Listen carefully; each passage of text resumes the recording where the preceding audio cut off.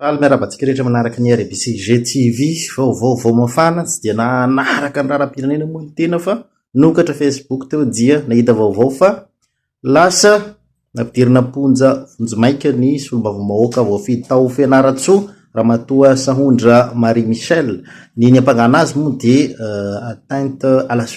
sûreté de l'État miampy an'izany hoe nizara vola ny karamaina tamin'ireo Probra izay nandroba tamin'ny nandrisireny hetsika nataon'ny malagasy tetan-drazana tanora Gen Z sy ny tariny ireny ka dia nampidirina ponja vonjimaika ny tenany eny amin'ny fonjana Varadrano raha ny loharanimbaovao azo ireto moa misy sary rona tsara vitsivitsy tamin'izy nosamborina eo ihany koa ny décision raisiny fitsarana zany manoloana an'izay fampidirana azy ponja vonjimaika izay ka raha ohatra amin'ny farany fa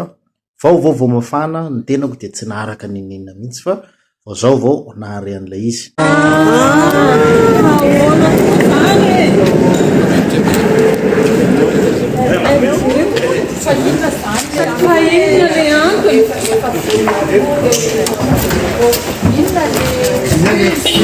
inona ny ganisy enquête natao teo tamin'ny atteinte à la sûreté de l'État alika mahatsivana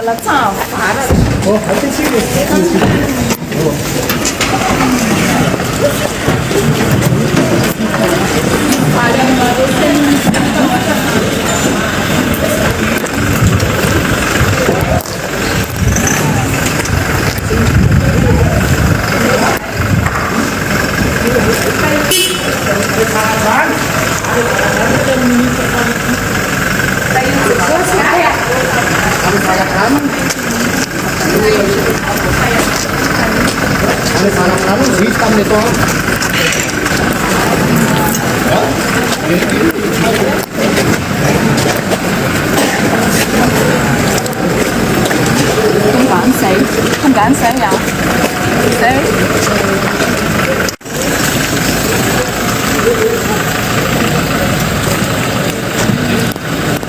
vita moa zany am'izao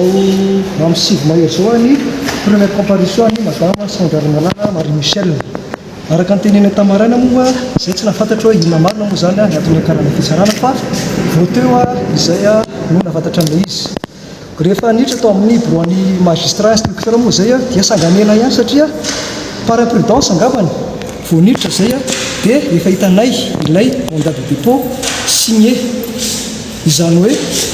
alohan'ilay fampitorana alohan'ilay première comparution dia efa fantatray fa mandat de dépôt ny madame le ministre eto zay dia nahita alohany hoe efa sens unique ilay izy dia ny fiampangana azy moa zany dia ny hoe atteinte à la sûreté de l'État ho ampangana ho nanao financement nanome vola olona maromaro mba hanakorotana tamin'ny volana févroary 2025 tamin'ny octobre 2025 mandat de dépôt moa zany izy zay manaiky ny décision fitsarana ary anao vote recours izay volazan-dalàna anao opposition zay rapitso kanefa kosa tiany marina anatin'ity procédure ty dia misy zavatra tsy narahana ary anisan'izany ny principe du contradictoire sy ny droit à la défense principe du contradictoire satria vao natao le levée d'immunité dia tsy natsony izy tsy afaka ny arteny izy fa dia natao à sens unique ohatra zay koa ilay enquête rehetrarehetra nandeha tant au niveau ny police économique tant au niveau ny brigade criminelle ilay brigade criminelle moa zany fantatsika fa dia hoe rétention arbitraire détention arbitraire no nanaovana azy ka aminay averinay manaiky zay le décision fitsarana fa misy violation grave any droit à la défense principe du contradictoire ary zay moa zany anjaranay solovava hoe anatin'ny procédure judiciaire mba ampanaraka an'izay procédure zay mba tsy sin'ny sens unique nefa araka nyteneny teo hoe rehefa vao niditra tao amin'ny bureau-ny magistrat instructeur zay dia efa nahita an'ilay mandat de dépôt ka anjarantsika nga mampisaina hoe à sens unique ave le izy sa contradictoire zay nga anapiko kely an'izay teo ampanaovana an'le première compari zay no nahalala hoe atteinte à la sûreté de l'État no anenjehana anazy teo zay vao nahalala mahagaga ihany zany zavatra zany nefa izay fa firy andro tao amin'ny BC tsy natao ankety momba an'izany ray zany zay manaraka an'izay a dia hita fa tena bafo etateraka mihitsy ny lalàna misy zay voalazany namako teo zay a dia tsisy hoe enquête mikasika ny élément matériel le anenjehana anay raha atsy aty amin'ny cour suprême zay vao malala hoe zao ary raha ny enquête rehetrarehetra natao dia tsy nahitana taratra an'izay zay hoe fandikana ara-matériel zay noho izany moa zay a dia manana voie de recours zay anao ny opposition izay omeny lalàna ho ataonay ho an'olona iarovanay dia izay zany mikasika ny raharaha zay anenjehana ny madame Marie Michel mikasika ny atao hoe atteinte à la sûreté de l'État misaotra tompoko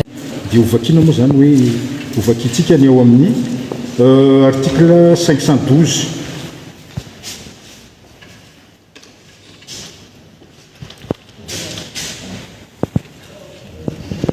ny ao amin'ny article zany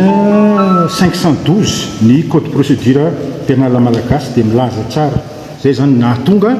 ny hoe ela be zany zavatra natao taty amin'ny cour suprême ny matetika manko dia ohatrany hoe any amin'ny fampanohavana foana no anaovana ny fanenjehana olona anankiray fa ity amin'ny maha le statut ny maha hoe tsara azy première grade azy dia zay ny nahatonga azy aty amin'ny cour suprême zay tsy mbola fahita matetika aloha hatramin'izay fa ny matetika dia mandalo conseil de discipline fotsiny tsara dia andro zany manao ny mikasika momba azy fa tamin'ny tindray mitoraka ity zany amin'ny hoe atteinte à la sûreté de l'État dia noentina taty amin'ny cour suprême izy zany anatanterahana ny fakanambavany anazy ovakiko les articles des institutions le grand chancelier de l'ordre national le chef d'état-major général un magistrat de la cour suprême ou de la cour d'appel un président du tribunal de première instance ou un procureur de la République est susceptible d'être inculpé d'un crime ou d'un délit commis dans l'exercice ou hors de l'exercice de ses fonctions. La poursuite ne peut être engagée que sur l'ordre de garde des Sceaux, ministre de la Justice. Le procureur général, après la Cour suprême, désigne le magistrat chargé d'exercer l'action publique et le premier président de la même Cour désigne le magistrat instructeur. Ces deux magistrats doivent être de grade au moins égal à celui de l'inculpé si ce dernier appartient à un corps judiciaire. Zay voalaza rehetrarehetra zay zany no nahatonga ny raharaha taty amin'ny Cour suprême. Zay zany ny voalaza ny texte. Averiko foana zany ny tany aoriana ny androany zany dia maro ny violation na procédure natao fa tamin'ity androany ity zany dia narahana amin'ny tsipliana lalàna. Dia mazava moa zany décision nivoaka ankeo zany fatantsika nalala placena MD izy any aponjy. Dia izahay ny mpisolo-vavana azy moa zany anao ny zomeny lalàna anay anao ny opposition mikasika an'izay fametrahana azy sous mandat de dépôt zay.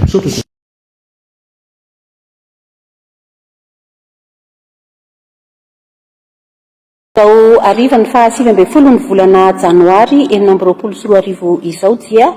manao izao fanambarana izao ny eto anivon'ny fitsarana izay tarihan'ny lehibean'ny fampanohavana ao amin'ny fitsarana ambony izay ato arinako avato akavanako ny ao amin'ny direction-ny police judiciaire ao amin'ny gendarmerie Pyrénéna ary avato akaviako ny directeur de la police judiciaire au niveau police nationale sy ny directeur de la police économique. androany no nentina teto anatrehan'ny fitsarana ny olona 12 izay niaraka tamin'ny ramatoa Saondra Arimalala Marie Michel. Ny fiapangana azy ireo dia fanaparitahana sy fizarana vola entina anakaramana olona anao fanakorontanana. Izany dia voatondro sy fahaizany andininy faharaka amin'ny 20 ao amin'ny fehezan-dalana famaizana ao amin'ny andalana fahatelo. Reto olona 12 reto rehefa natao fanadihadiana teto amin'ny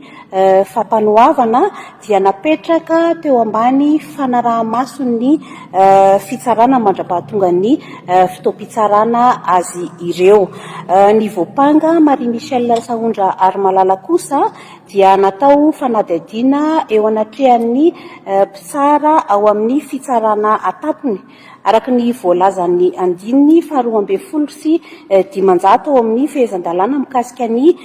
paikadeloka amin'ny mahampitsara premier grade azy, ary efa nisy moa ny autorisation de poursuite izay navoakan'ny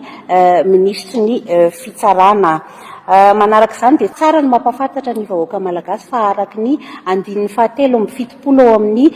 lalam-panorenana dia efa nesorin'ny birao maharitsy ny antenimera-pirenena ny immunité parlementaire ny ramatoa Saondra Arimalala Marie Michel mahasolombavambahoaka izany voapanga izany. Noho izany dia manaraka ireo pitsopitsony rehetra izay voalazan'ny lalàna ny fanadihadiana rehetra izay natao taminy. Rehefa vita moa ny famitorana, hita ny vesatra izay nianjady taminy dia nampidirina ponja vonjimainga mandrapahatonga ny fitoam-pitsarana azy eny amin'ny fojana Varadrano ny voapanga Saondra Arimalala Marie Michel. Mikasika ny jeneraly Ravalomanana Richard indray dia nentina teto anatrehan'ny mpitsaram-panao famitorana ihany koa ny tenany androany 15 ny volana janoary 2024 ka ny fiapangana azy dia ny firaisana tsikombakomba amin'ny famonoana olona sy fandratrana olona ninina natao.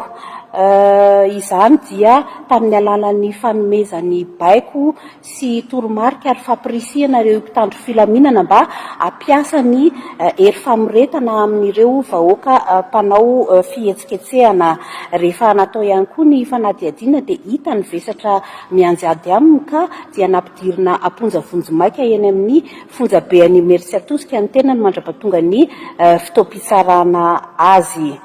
Tsy izay moa no votoatin'izao valandresaka izay natao izao kanefa mametraka ny fanontaniana ianao dia hovaliana ihany izany. Misy ny ango-baovao izay voarainay mahakasika ny raharaha Ambomalaza. Noho izany dia tsy maintsy miroso amin'ny famitorana izay olona rehetra voakasika amin'izany angom-baovao izany ny eto anivon'ny fitsarana.